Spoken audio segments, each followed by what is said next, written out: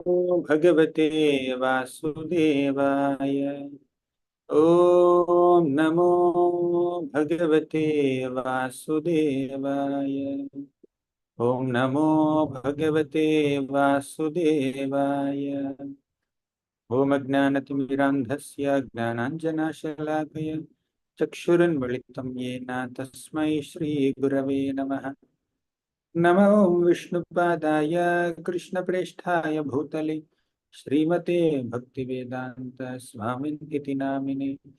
नमस्ते सारस्वती देवी गौरवाणी प्रचारिणि निर्विशेष शून्यवादी पाश्चात्य देशतारिणि। जय श्री कृष्ण चैतन्य प्रभु नित्यानंद श्री अद्वैत गदाधर श्रीवासादि गौर भक्त वृंद। हरे कृष्णा कृष्ण कृष्ण हरे हरे, हरे Ram Ram Ram Hare Hare. Hare Krishna. I welcome all the devotees, little younger devotees, Vaishnavas, Vaishnavis, for this Gita Wisdom Tales fourth session. In the last three sessions, we have learned so many wonderful virtues of devotees. Today also we learn about one virtue. Today, non-violence. Tomorrow, even more interesting virtue, that is humility. So let's begin with non-violence. अहिंसा सत्यमक्रोधस्त्यागः शान्तिरपैशुनम् दया भूतेष्वलोलुप्त्वं मार्दवं हरिरचापलम्। अहिंसा सत्यमक्रोधः त्यागः शान्तिरपैशुनम् दया भूतेष्वलोलुप्त्वं मार्दवं हरिरचापलम्. Recite the first line. Madhavi, recite. Ahimsa satyamакrodhas. Ahimsa satyamakrodhas. Again, three times. Ahimsa satyamakrodhas. Ahimsa satyamakrodhas. Ahimsa satyamakrodhas. Kartikeya, second line. Tyagah shantirapaisunam. Tyagah shantirapaisunam. Tyagah shantirapaisyuham. Tyagah shantirapaisyunam. Asvika. Daya bhuteshvaloluptvam.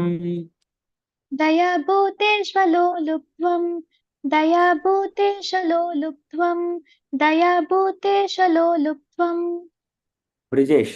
Mardavam harirachapalam. Mardhavam harirachapalam. Again. Okay, fine. Maybe you can recite. Recite the last line three times. Mardavam harirachapalam. Recite. Rajat. Madhavam harira achapalam. Madhavam harira achapalam. Madhavam harira. Vihan, read the first two lines. Okay. Ahimsa satyamакrodhस्त्यागः शान्तिरपैशुनम्. Ahimsa satyamakrodhas tyagah shantirapaisunam. Again. Ahimsa satyamakrodhas tyaga shantirapaisunam. Ahimsa satyamakrodhas tyagah shantirapaisunam. Ankita. Daya bhuteshvaloluptvam mardavam harirachapalam.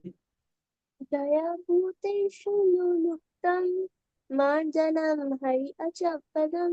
Daya bhuteshvaloluptam marjanam hari achapalam. Daya bhuteshvaloluptam marjanam hari achapalam. Anandani, recite the full shloka. Ahimsa satyamакrodhas. Ahimsa satyamakrodhas tyaga santir apushmanam daya bhuteshva alulaptam mardvam harirachapalam. Next. अहिंसा सत्यम अक्रोधस त्याग संतिर अपैशुनम दया भूतेष्वलो लुप्तम माधवम हृर अपाचलम Chapalam. चापलम. हरे कृष्ण प्रभु धन्यवाद प्रणाम. Please recite. Sadhya, you reciting? Yeah. Ahimsa satyam krodhas अहिंसा सत्यम अक्रोधस tyagah shantirapaisunam त्यागः शान्तिरपैशुनम् daya bhuteshvalo luptvam Daya भूतेष्वलोलुप्त्वम् mardavam harira chapalam. माधवं हरिर्चापलम्. Great. Should we have a couple of more recitations? Yes, you can recite. Sri Lekha and others. अहिंसा सत्यमक्रोधस्त्यागः शान्तिरपैशुनम् दया भूतेष्वलो लुप्तम् माधवम् हरिरचापलम्. Next, one more recitation. You need to unmute yourself. Kundana Sri, recite. Ahimsa सत्यमक्रोधस् त्यागः शान्तिरपैशुनम् दया भूतेष्वलोलुप्त्वम् माधवं हरिर्चापलम्. हरे Krishna. Kirtan Ji. अहिंसा सत्यमक्रोधस् त्यागः शान्तिरपैशुनम् दया भूतेष्वलो लुप्त्वम् माधवं हरिरचापलम्. Thank you, Great. Prabhuji. In this shloka, Krishna doesn't talk about only one quality. He gives a big list of qualities. In several chapters of Bhagavad Gita, like the 12th chapter, 13th chapter, and 16th chapter, in multiple chapters, Krishna gives a list of qualities. In some shlokas, he emphasizes on one quality. In some shlokas, he gives a big list of qualities. So let's see the list of qualities that Krishna is talking about in this shloka. First, he says ahimsa. Ahimsa means non-violence. Himsa means violence. Ahimsa means not showing any violence towards any living being. That is ahimsa. Satyam means being truthful. You should not speak lies. Anytime anyone spoke any lie here? Do you lie any times? So only in some emergency situations, in life and death situations, sometimes some people may speak a little lie with a good intention because it is unavoidable. But that's a very, very exceptional situation. But as much as possible, we should speak truth, right? In all general circumstances. Fine. Then akrodha, freedom from anger. Krodha means anger. Akrodha means giving up anger. Anyone becomes angry sometimes? Who gets angry here in this big assembly of great Vaishnavas and Vaishnavis? Sri Harsha, why do you become angry? What makes you angry? Sometimes when me and my sister fight, You and your sister fight and you become angry on the sister. What do you do then in anger? Okay, Tarangani, why do you become angry? Prabhuji, fight with my brother. You fight with your brother. Okay. How do you express your anger? Prabhuji, I go to my bed and cry. You will I go cry. to my bed and cry. So, some people express their anger by crying. Some people express their anger by shouting. Some people express their anger by beating. So multiple ways of expressing anger. But Krishna is saying, Akrodha, don't become angry. Then one more. Tyagaha, renunciation. Renunciation means being detached. Don't be so attached. Of course, you are small children. You may understand the meaning of renunciation and detachment when you're a little more grown up. But that's one quality that you need to cultivate eventually. Shanti means peace. Be very peaceful, calm, composed, tranquil. Don't be very agitated. Apaishunam means don't find faults with others. Sometimes we find faults with others because there are faults in them.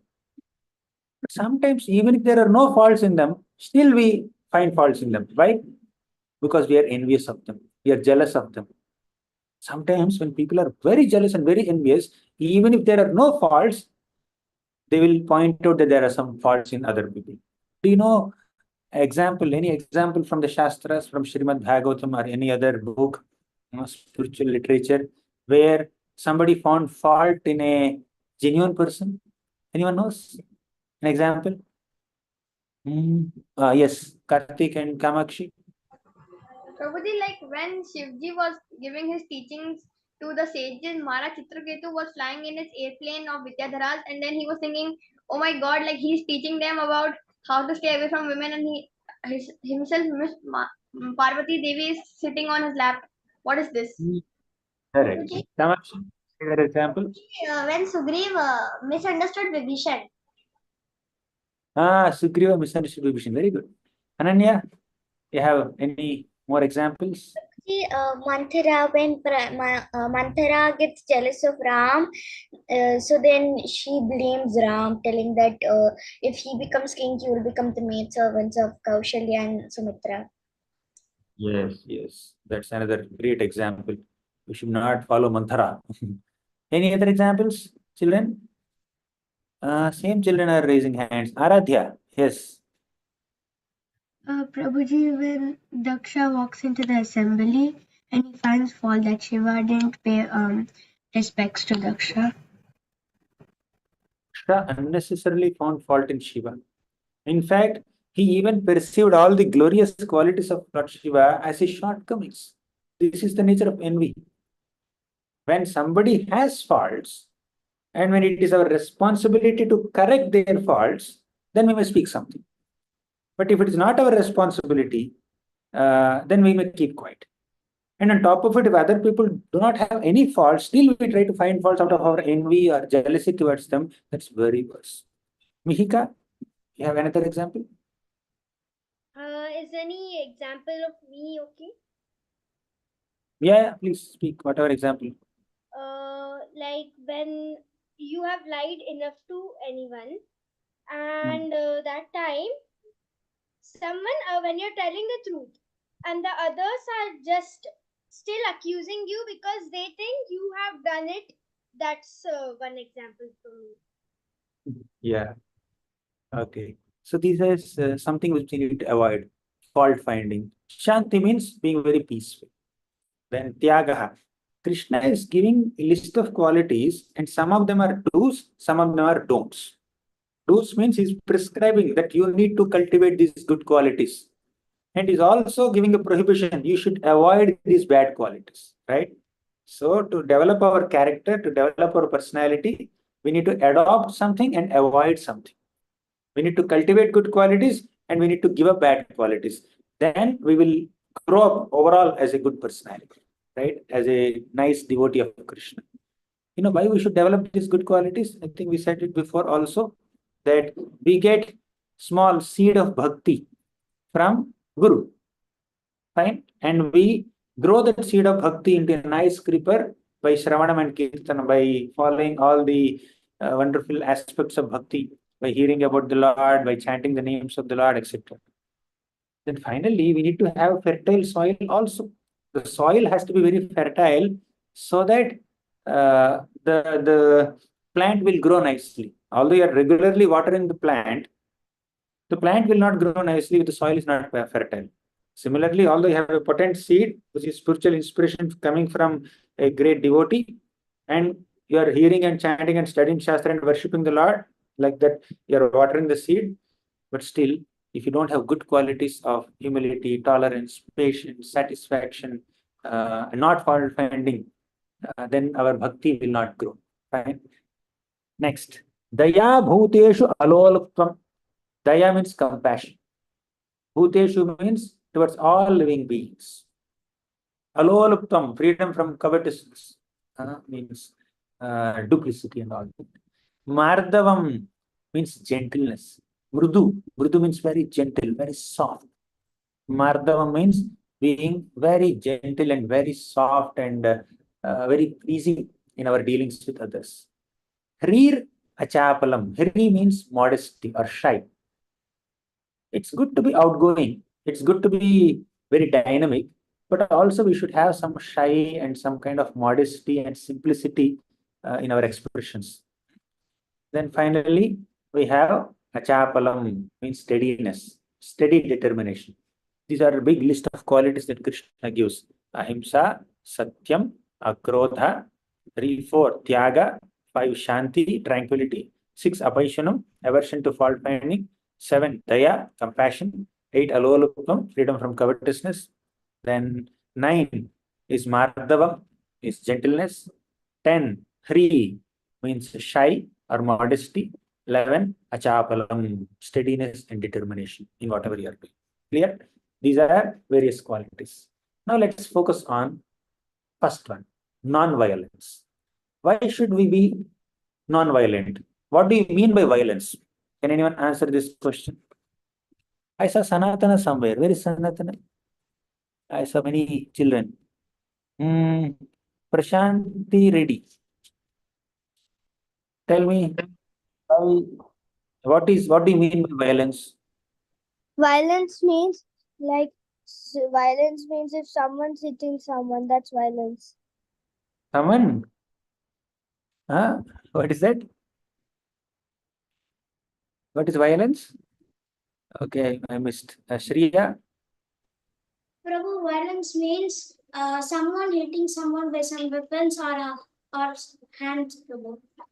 War, like that. Attacking somebody with hands or weapons is violence. Good. Vaidehi? What is non-violence? The violence. Prabhuji, violence or non-violence? Huh? Non-violence. You say Violence is like where you're always fighting with people, like hurting them and like stuff. okay. Violence is to hurt people unnecessarily. Very good explanation. But please understand, violence is committed at multiple levels. There are 3 levels or 3 dimensions of violence and 3 dimensions of non-violence. Let's talk about non-violence. So, firstly, okay, can anyone guess what are the different levels of non-violence? Before I reveal things, Rhea, speak. One level of non-violence is not hitting others and communicating with them with sound and not hitting others. Very good point. So, violence is not only on the physical level, it's also on the verbal level. When you speak very harshly towards other people, that's like verbally you are causing violence. When you hit somebody with your hand or with some stick or weapon, that's physical violence. Any other types of violence, Poshika? Prabhuji, like if we be silent, sometimes it may also hurt the other person. Not speaking to someone else also is violence. Okay, good. Any other types of violence? Let's cover all types of violence, that are possible types of violence. Any new versions?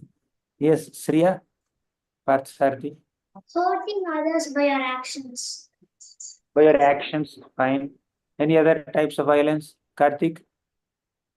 Prabhuji, like Prabhupada defines violence as leaving people bereft of spiritual knowledge. Wow, that is violence. Good. Any other types of violence? So many types are coming. Mihika? Commenting on people and being rude to people. Being rude. Yes, Venkata Prabhu. Physically or the anger or shouting on them, physically torturing, Really torturing, angrily shouting, mentally not also torturing. mentally torturing. Okay, so many types of violence. Next, I just unmuted somebody. Yes, Nanda, Yadu Krishna and Krishna Priya. Prabhuji, violence means hurting somebody physically or mentally.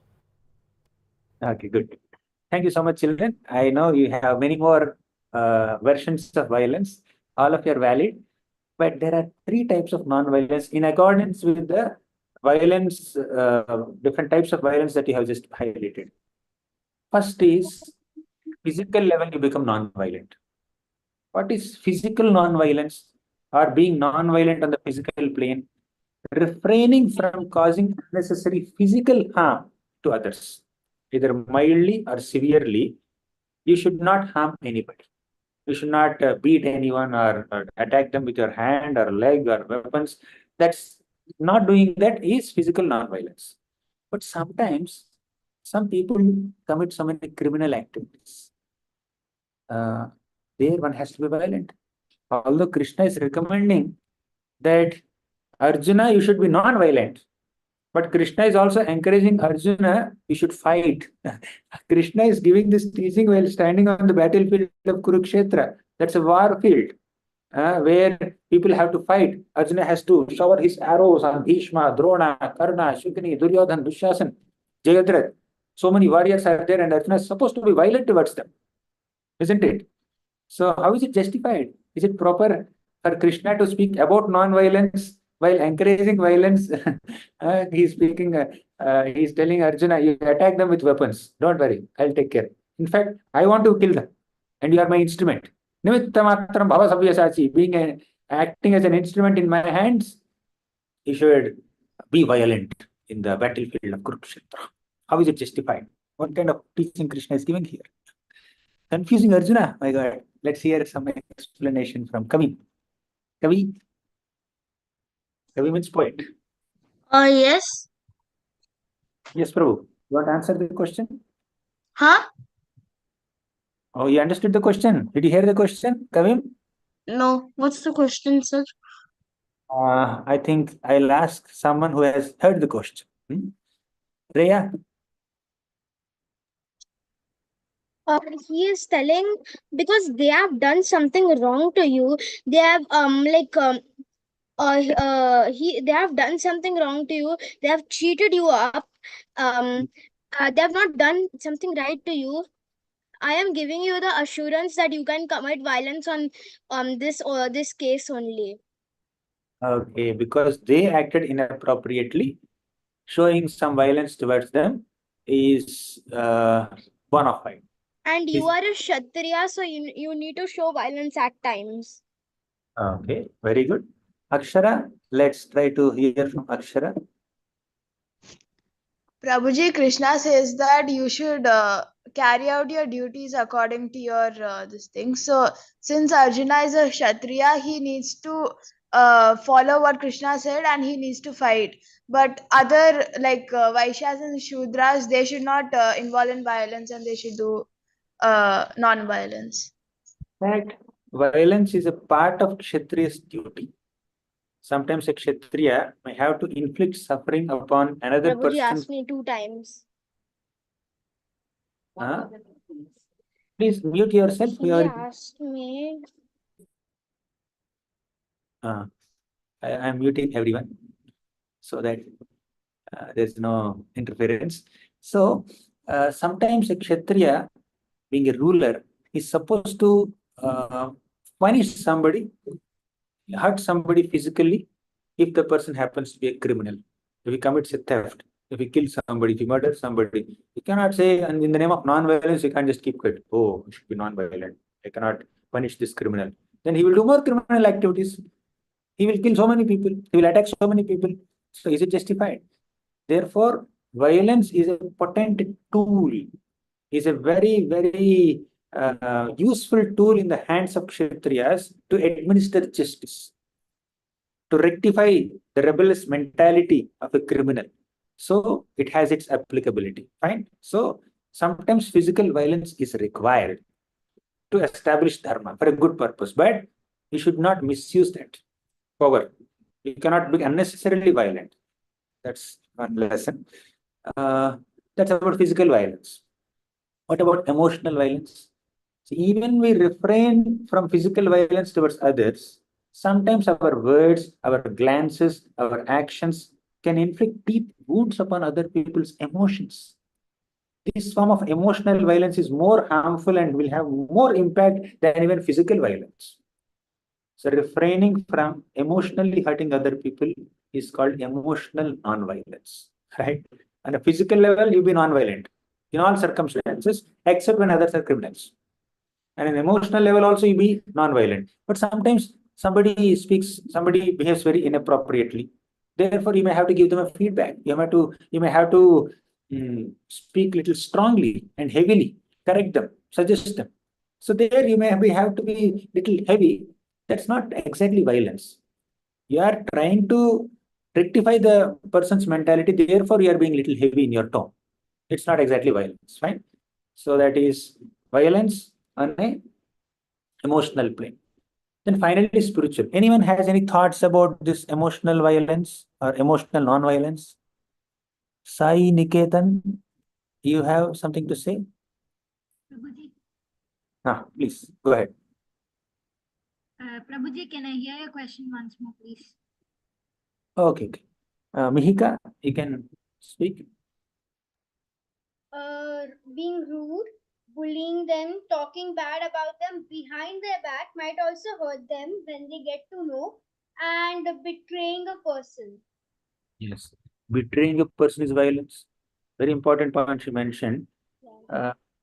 Talking talking bad in their back will also cause great violence. Although the person is right, not in front of you, he's not in front of you. You may think that I can speak anything about this person, speak bad and negative about this person.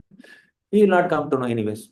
Later, if the other person comes to know, he feels so hurt, isn't it? So unnecessarily talking bad about another person behind their back also is not proper. But sometimes there is a meeting where some people who are concerned about rectifying another person's mentality may have to discuss about the mistake that has happened only with an intention to improve that person, help that person. So that kind of discussion about someone's mistake is valid because the intention is to help them, not to hurt them. So that is not violence. So these are all various types of violence which we must avoid. And finally, spiritual level. On spiritual level, we need to be non-violent. So in this material world, people are suffering since time immemorial. Primarily, the suffering is because of their ignorance of their own spiritual connection with the Supreme Lord Krishna. When we are not aware of our own spiritual identity, when we are ignorant of our own spiritual connection with the Lord, then we suffer material miseries. Fortunately, a devotee gets some divine wisdom by studying Bhagavad Gita, Srimad Bhagavatam, by associating with great devotees, one becomes enlightened. And if I don't share that spiritual wisdom with others, I am being violent towards them, just like Karthik said some time back. So the greatest act of non-violence lies in educating others with spiritual wisdom, enlightening them in Krishna consciousness. Conversely, not sharing this spiritual wisdom, despite having the ability to share spiritual wisdom, is another form of violence. So Karthik nicely quoted Prabhupada and said, "This is like violence on a spiritual plane is not enlightening them in spiritual life." Getting it? Fine. So we talked about multiple types of violence. Can anyone summarize the three types of non-violence that we discussed? Who has who hasn't spoken so far? And you raise your hand only when you have heard the question, by the way. Screens are moving so very fast. Radhe. Prabhuji, first type of non-violence is physical non-violence, which means that we should not hurt someone physically. Second type of non-violence is emotional non-violence, which means we should not say such things which will make people feel bad. And third type of non-violence is spiritual non-violence, which means that we should not refrain someone from spiritual knowledge. Excellent. Very eloquently summarized all three types of non-violence. And there are also some exceptions. Physical violence is allowed just to punish a criminal. Emotional, you cannot say violence, giving feedback and speaking strongly is allowed just to make people understand what they're supposed to understand. Okay, to that degree, it's applicable. Clear? Now let's discuss some stories based on this non-violence virtue. Once there was a great king named Prachina Barhi. He's also called Prachina Barhi Shat. He's also called Barhi, just in short. His name is Prachina Barhi.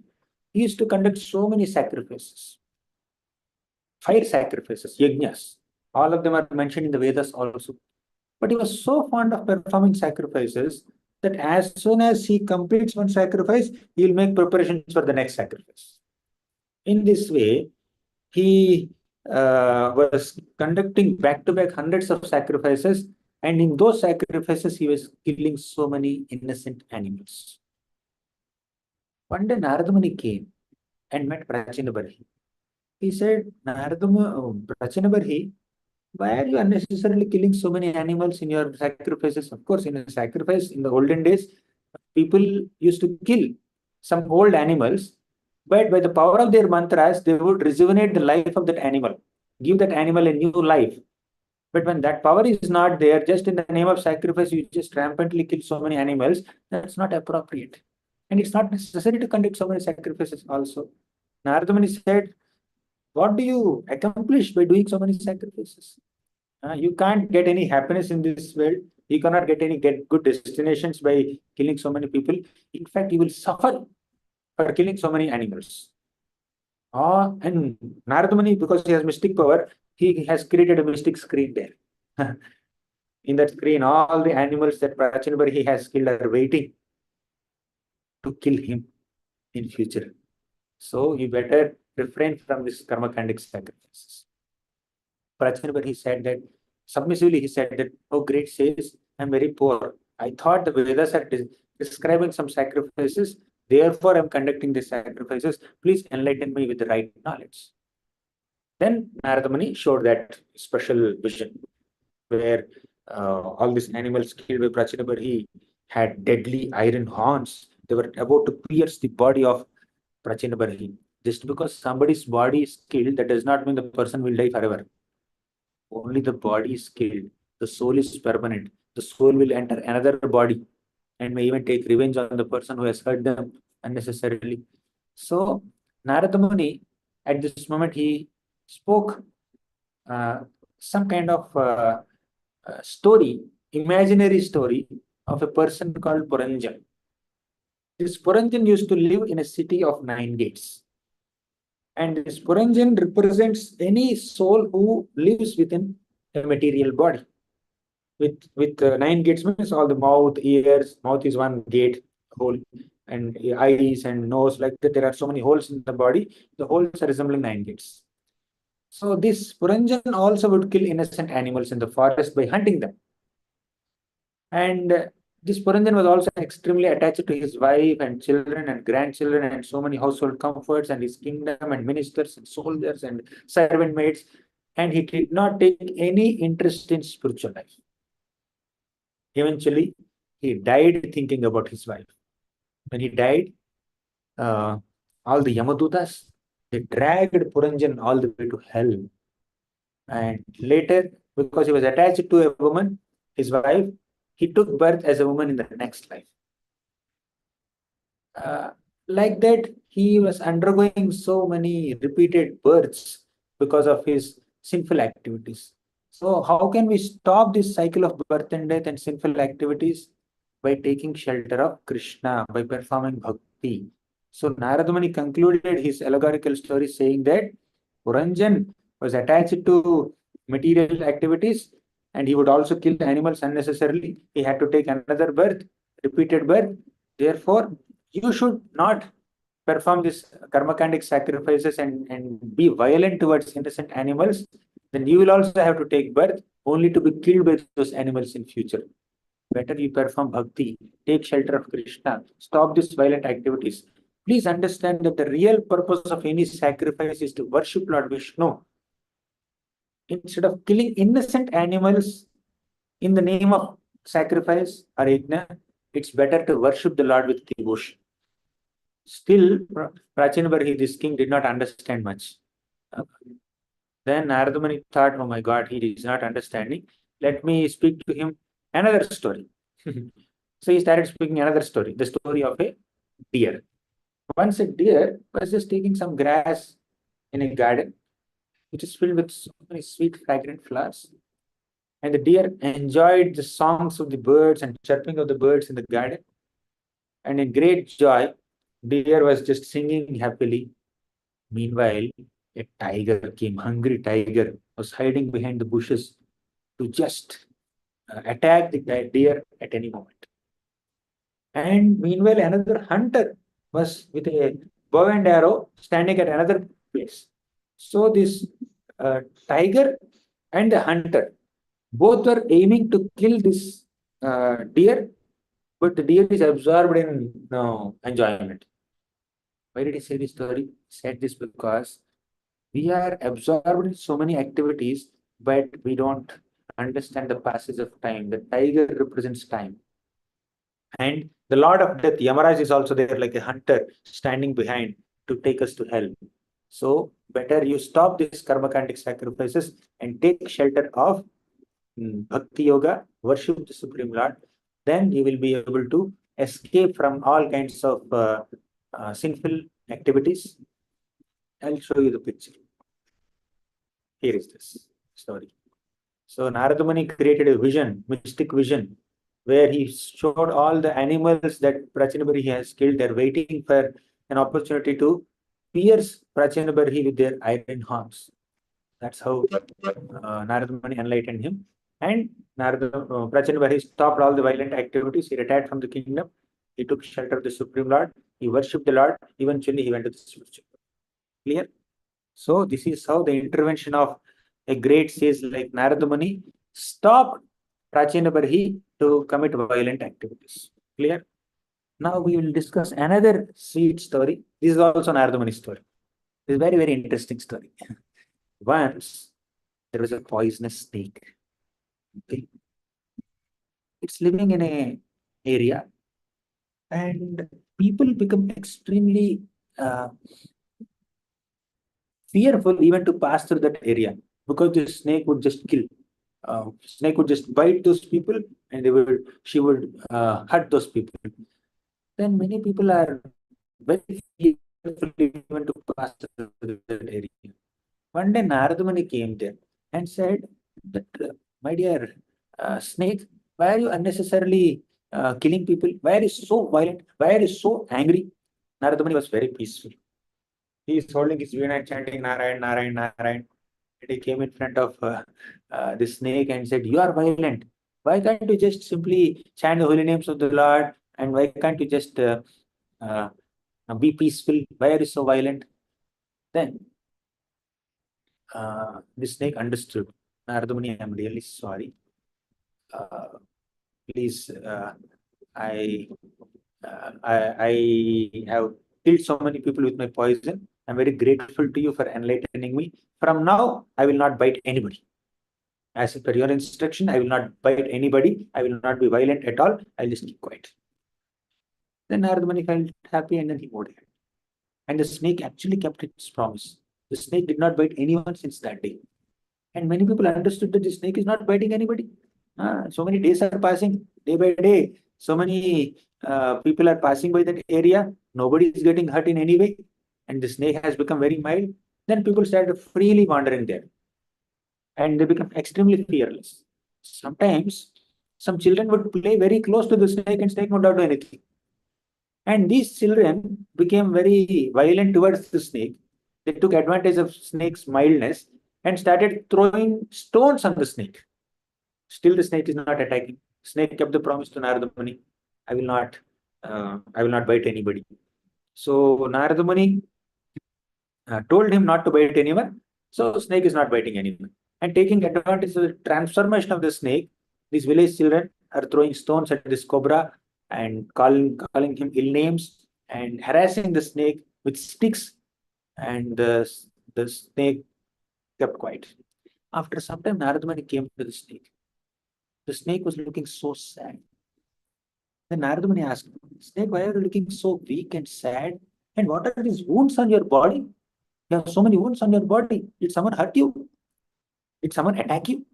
And the snake said, "Yes, Narada Muni, when you met me last time, you told me not to bite anyone, and I stopped biting people. Because I stopped biting people, people started taking advantage of my mildness and they were throwing stones at me. They were beating me with sticks." So Narada Muni said that I told you not to bite. I never told you not to hiss. Sometimes in the name of non-violence, in the name of humility, in the name of tolerance, in the name of kindness, in the name of compassion, if we are too mild and too gentle, some people may take advantage of our mild nature. You see, have you ever been, bullied by someone, or tricked by someone, or cheated by someone because you are mild and good-natured? Anyone here? It happens when we are too mild and too gentle. People may use us like doormats. So humility does not mean you keep quiet when something inappropriate is happening.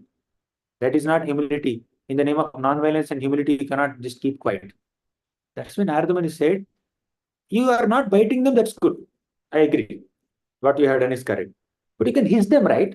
When they're attacking you, when you hiss them, when you hiss at them, then they will not attack you, they will become fearful and run away. Your intention is hissing, and hissing is self-protection. So although you should not attack other people violently, you should protect yourself properly. So at least you need to protect yourself for self-protection, for self-defense, showing some strictness on people and being little strong with people, heavy with people, or hissing at people in the snake's case, that's required. Huh? So you should not unnecessarily become overly non-violent. So let me just show you the lesson. Please read this lesson. Ananya, read this lesson. The orange box.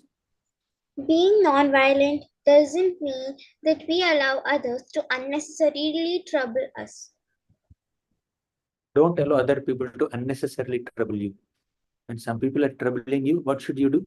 When in your school, some kids are troubling you. Just small inconveniences, you can just tolerate. If it's innocent, you can tolerate. You don't have to react and react impulsively and immediately attack them in the name of self-protection. That's not good. But if someone is repeatedly irritating you, repeatedly bothering you, purposely, on purpose trying to cheat you or beat you or do something else, you are not supposed to tolerate it. You are supposed to be escalating the matter to your teachers or parents, or at least you go and tell them, hey, don't do this. Huh? That's required. Next, someone read this longer lesson. Who will read this? Ashrit Kaur. Read. Being non-violent doesn't mean that we allow others to unnecessarily trouble us. Next.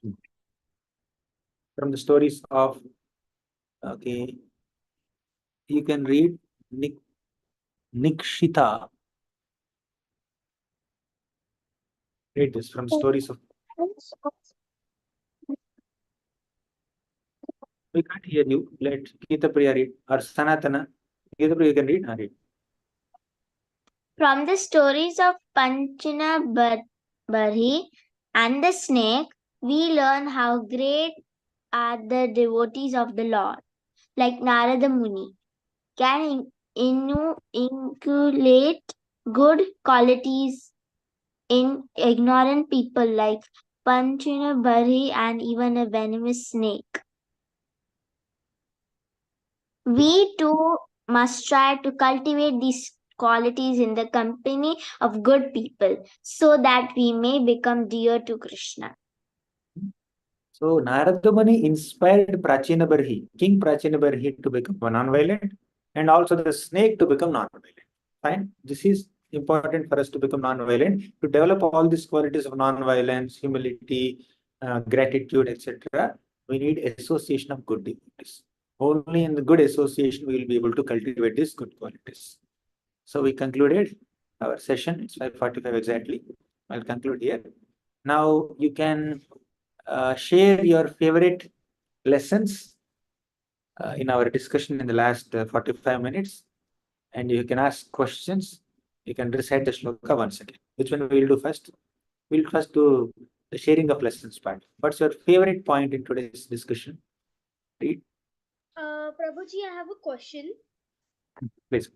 Being like even during, is it violence, like someone is bullying you for no reason, even if it's your friend, like you're very annoying to them, so do they bully you, or is it good or bad when they are bullying you, When like they're your bullying, best friend? with their friends, they may just joke with us, or in a jovial way, tease us a little bit. You should tolerate that. Huh? Because they are your friends, they are your close friends, they may pass some jokes on us. You can just tolerate. You can just be happy. Amongst friends, some kind of little bit of teasing and joking is allowed. But if it's crossing limits, If it's hurting you too much, then you should tell them, communicate to them. Hey, I feel bad, although you're my dear friend, and you're unnecessarily bullying me and teasing me and passing all kinds of disrespectful remarks on me. I feel really bad. You please don't do it. You should communicate. First tolerate, then communicate. Still, they are not stopping. Then escalate the matter to elders. Go to and tell the teachers. But going to the teacher is the last option. If you unnecessarily complain against your friends very repeatedly for even small things, that may spoil your relationships, right? So don't escalate the matter unless it is serious. First, try to tolerate, adjust. But if they are crossing limits, communicate. If they're crossing limits even more, then you should go and tell your teachers. Clear? Any other thing? What's your favorite lesson in today's discussion, Karthik?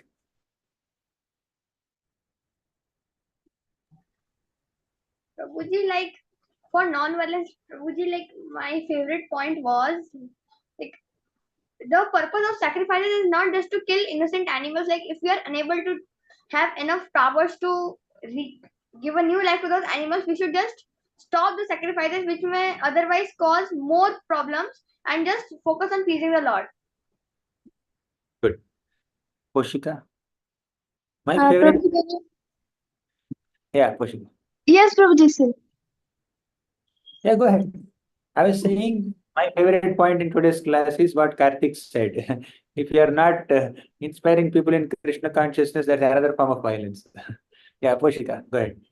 Yes, Prabhuji. Today I learned the three types of violence, non-violence, and I learned what to do and what not to do in the devotional service as well. And I like both the stories of the snake and as well as the Muni. Prachinabari. Okay. Hare Next, go. Krishna, Prabhuji. Yes, speak. Prabhuji, I like the lesson that you told that if people take advantage of our non-violence, we should react once if they're repeating the same thing many times to us. Correct. In the name of non-violence, we should not allow ourselves to be troubled by others unnecessarily. Next. Prabhuji, I like the snake and Narad Muni's story, and I also learned that we should be kind and also save ourselves. Very good. You got lessons. Arav? Hare Krishna, Prabhuji. Prabhuji, I like the story I like the story of the venomous snake. It was interesting and it had a very good moral as well. Yes, Sanatana. My favorite lesson in your class was when Narad Muni told that I told you that not to harm and bite others, but I told you to hiss for you, but I never told you not to hiss. And for the snake's protection, he has to hiss so that the children won't beat him and call ill names on him. And I also like the lesson when you told non-violent doesn't mean that we should allow others to unnecessarily trouble us and harm us. Okay, great, excellent. Next. Tanmay, you want to say something or ask something? Hare Krishna Prabhuji, I like Narada Muni told that deer story. Okay, good. So enough lessons are already covered. If you have any questions, you can ask. Otherwise, you can recite shlokas. Yes, you have a question? Yeah. Prabhuji, I want to share my favorite part. Great. Prabhuji, I like the part where the snake, where Narad Muni told the snake, you should not hurt others, but you should defend yourself in a way that others won't get hurt by hissing. Okay. The same lessons children are repeating. I understand this is a favorite lesson for many devotees. But if you have something unique, you can share. Otherwise, you can ask questions. Yes, Vrinda and Vishakha, you want to?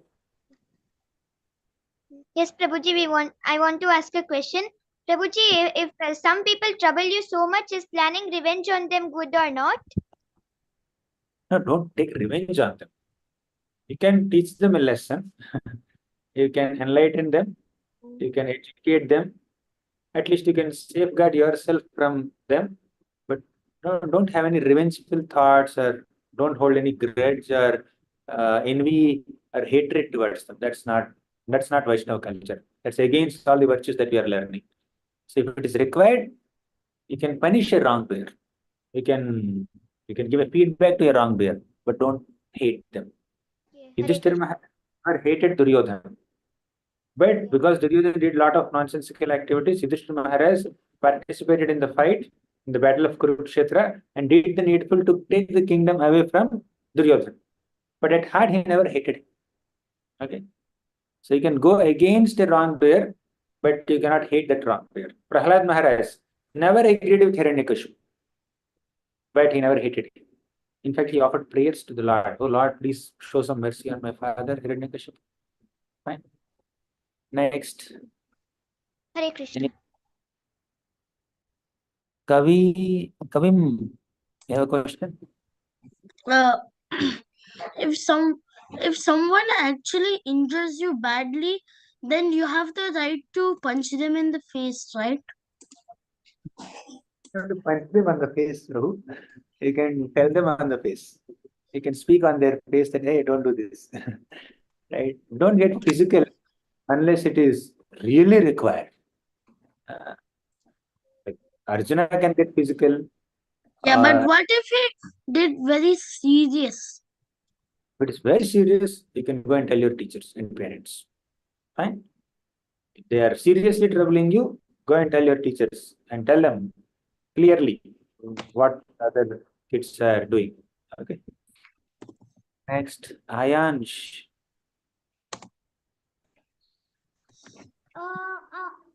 Prabhuji, I have a question that when violence is there, anybody hits you, if you defend yourself, if they try and hit you again, should you defend yourself again or hit them? They're repeatedly doing it, then you inform your teachers. If they're doing once or twice, it's all right. And then defend yourself. But if they're repeatedly doing like Duryodhana, repeatedly trouble Pandavas. One trouble they tolerated. Second trouble they tolerated. Third they tolerated. Finally, they met on the battlefield of Kurukshetra and then fought. Right? But that fighting should be a last. Initially, give them few chances to improve. 2 times, 3 times, 4 times. You just give them some chances to improve. Fight in the first time only. If you just try to attack them and become very serious and severe, take severe action, then it's not good. We need to also cultivate patience. In fact, when others are troubling us, that's an opportunity for us to cultivate another virtue of patience. Prabhuji, what is patience? Okay. I know nothing of patience. Okay, we'll have another full session on patience only. Patience means not immediately reacting to what others are saying or doing, but just wait, take a pause, think little bit, then you react, then you respond. That is not patience.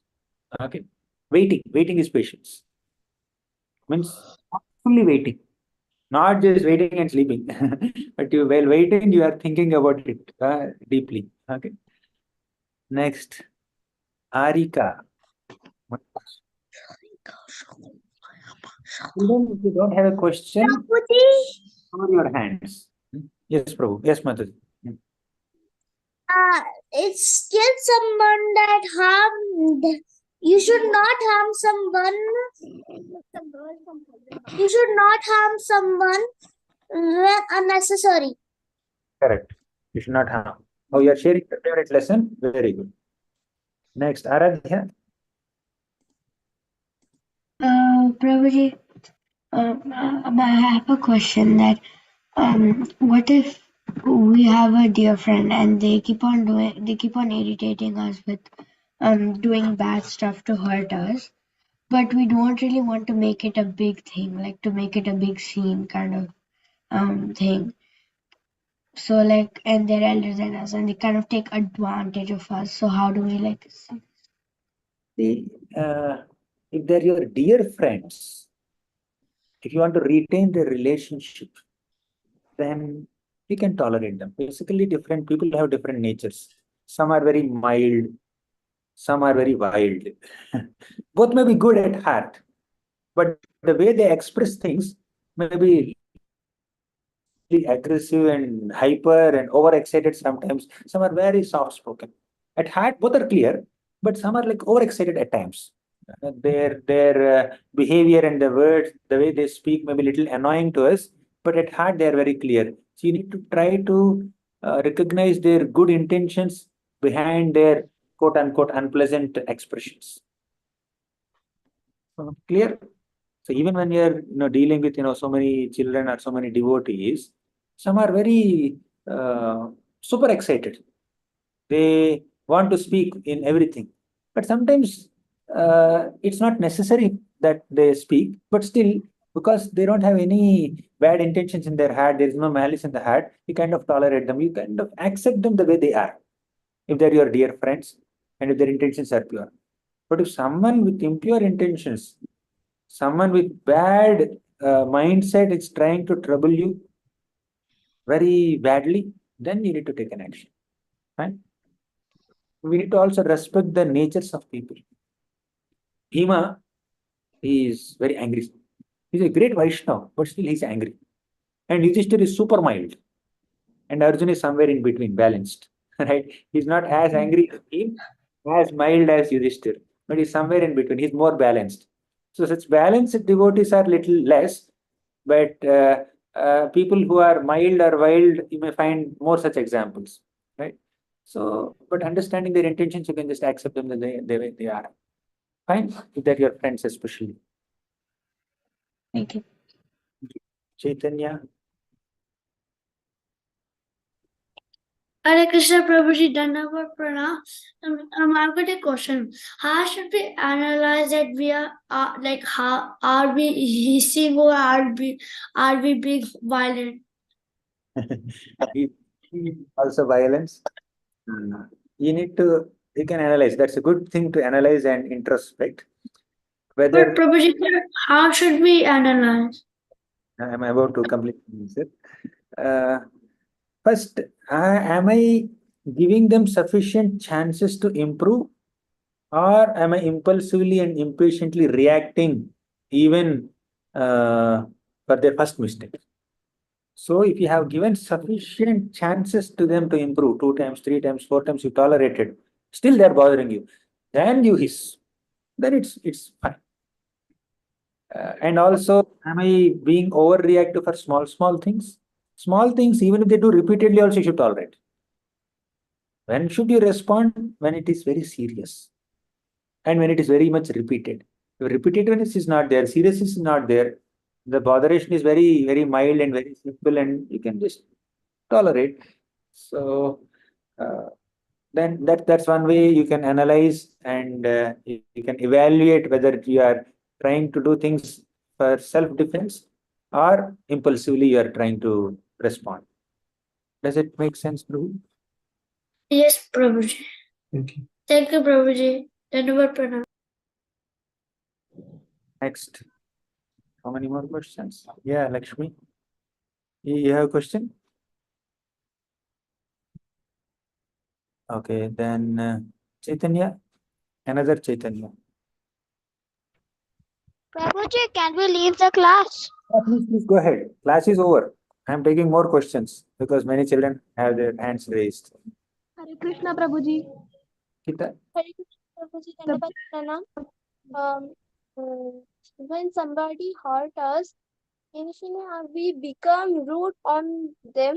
So what they so that is not good. So what to do in that time? Can you come closer to the mic and say that again? When somebody hurt us, and that time we become rude on them. So this is not good. So what to do? Got it. So that's why, as I said in the previous answers also, you should not become impulsive and don't immediately react. Wait. Take a pause. I'll give you one formula. Which grade you are in? Which is your grade class? Which class you are studying? I'm 5 in Fifth. class 5. I hope you. It's a little mature formula, but still, I hope you will be able to understand it. DARE formula. DARE. Right? D. D for delay. You should delay. Immediately don't react to it. If somebody is bothering you, don't immediately react. Delay. Okay, D for delay. A for analyze. During the delay period, you analyze. You delayed your response for 1 day, or half day, or 1 hour, or 5 minutes at least. That much delay you should have. So you delay your response for 5-10 minutes, and during that 5-10 minutes, you please analyze the situation. Analyze two things.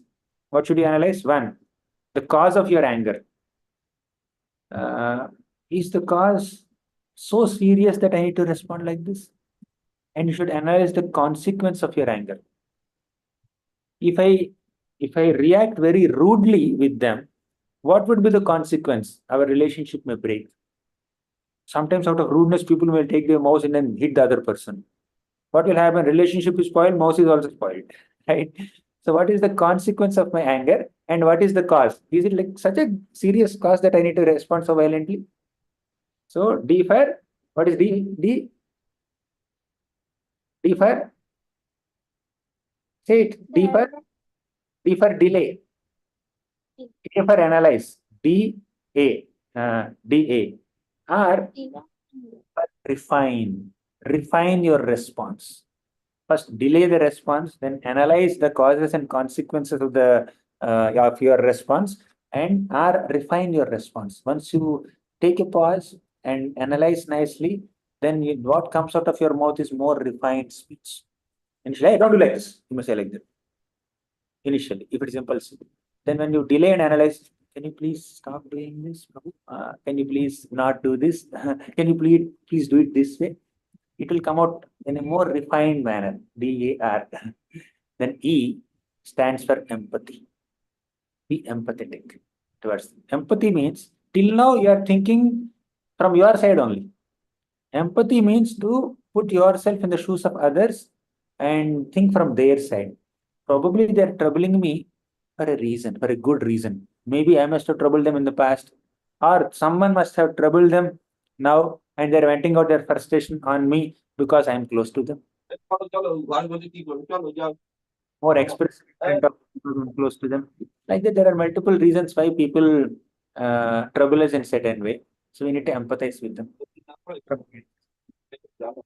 Ankita, tell me the day formula again. I am confident that you understand it. Got it. Say the dare formula again. You are on mute. Their formula is default. D for delay. Delay. E for A for in Analyze. A for analyze. analyze. Then R for refine. correct. Then The E for is resolution. empathy. E for empathy. Okay. Fine. Thank you very much. Next question. Hare Krishna Prabhuji, my doubt is that Krishna tells that you should not commit non-violence, but he tells to Arjuna to fight again. So, like, what message is Krishna trying to convey us by telling that? I discussed it very elaborately in the class. I asked the exact same question that you have asked now. So Krishna is giving the message, the lesson of non-violence. At the same time, Krishna is encouraging Arjuna to be violent. The answer is, when somebody acts very inappropriately, following adharma, it's appropriate on our part to be violent against them. Arjuna and all the Pandavas tolerated all the injustices done by Duryodhana and party for long time. Still, there is no transformation in them. They are not rectifying their mentality. Therefore, as a final blow, Krishna encouraged Pandavas and Arjuna to be violent. Sometimes violence is required. We have discussed about the positive utility of violence, right? The class. Are you there? Okay, fine. Next. Hare Krishna Prabhuji. Prabhuji, like you said, the last story, in which the God came and then he showed that all the animals are waiting for him to kill him. So in this time period of Kali Yuga, where people are committing all of these sins, does God still come and tell them that you are committing these sins and this is what can happen with you? The Lord says that scriptures, through the devotees, through all the wise sadhus, the Lord is already communicating and educating common masses about the results of the sinful activities that they are doing. Still, people are bent on doing it. So those who are unnecessarily killing animals or troubling people or smoking cigarettes or drinking alcohol or doing many other kind of sinful activities, don't they know that what they are doing is wrong? But still consciously they are doing many things. So the Lord gives them some independence to do things. If they misuse that independence and do wrong things, the Lord will punish them eventually. Sooner or later, they will get punishment. However, as you said about Kali Yuga, now in monsoon, there are so many rains, right? Too much of rain in monsoon. So we cannot stop the rain. Similarly, in Kali Yuga, the nature of this Yuga, Kali Yuga, is to be adharmic, to be sinful. So the Kali Yuga will be like this only. If you want to get rid of this Kali Yuga, better chant Hare Krishna, perform Bhakti Yoga, and then get out of this place. Then we will be protected. It's not a place or time for a gentlemanly person to live here. So we perform spiritual path and inspire as many people as possible to perform spiritual activities and go to the spiritual world so that we can avoid this Kali Yuga. Or we can remain unaffected by Kali Yuga by chanting Hare Krishna and by following Bhakti. But it's a little difficult to stop adharma completely because it's an age of adharma. Just like it's difficult to stop rain during monsoon, but you can always take an umbrella, right? You cannot stop rain, but you can take an umbrella. You can wear a raincoat. Similarly, you cannot stop the materialism around, but you can take the umbrella of bhakti, protect yourself from all the non-devotional vibrations. Okay, Ashrit.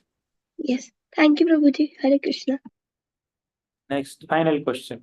I feel like Hare Krishna Prabhuji, Dandar Pranams. I have a question. This is like my life experience, like right now.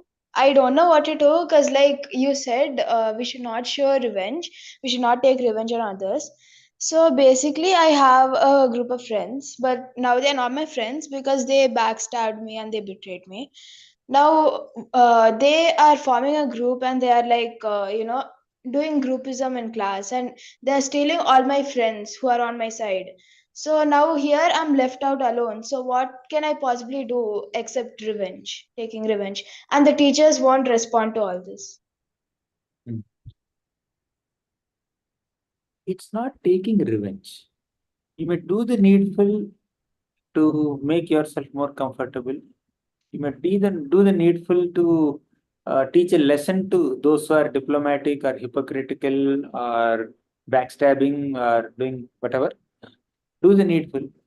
But that should be done with an intention to protect yourself, to make yourself more comfortable, and also teach them a lesson for doing their nonsense.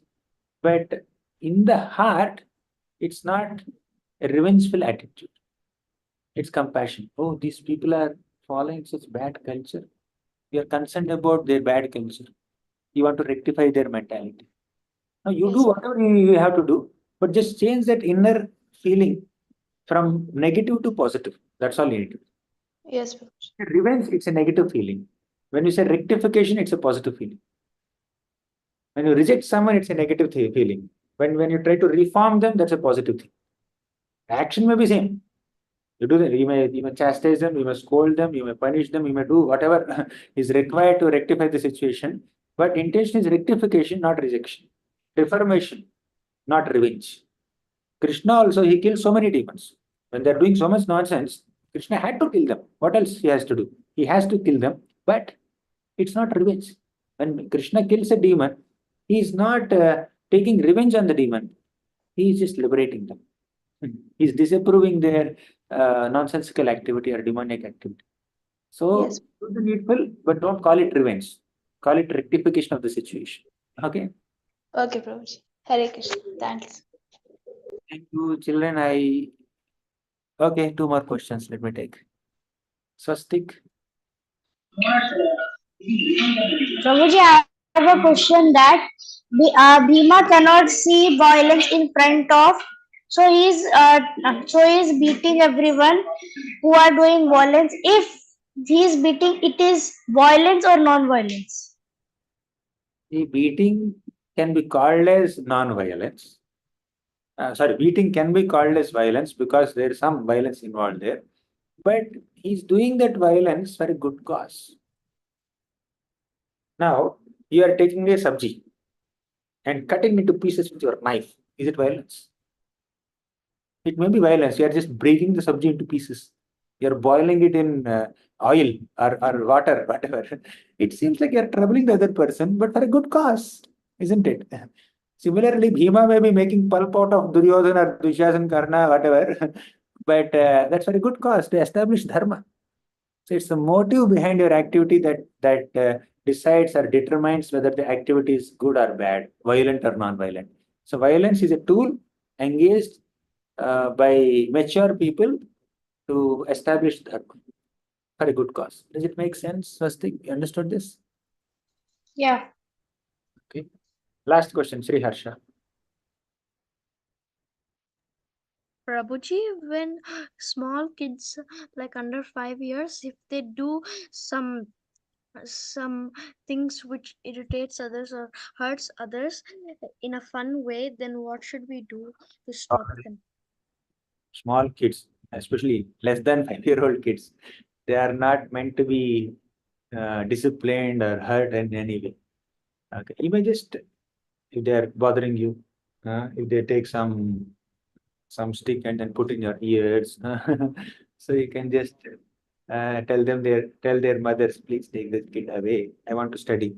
You are studying your book, and then they're coming and tearing the pages of your book. You should protect your book definitely by going to some other place and continuing to study, but uh, don't hurt them, don't hit them at all.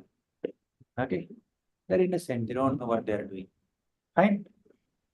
Okay, Prabhuji, thank you. What, your brother is troubling you or sister is troubling you? 5-year-old. Okay. Thank you. We'll meet tomorrow. Hare Krishna. Srimad Bhagavad Gita ki jai. Srila Prabhupada ki jai.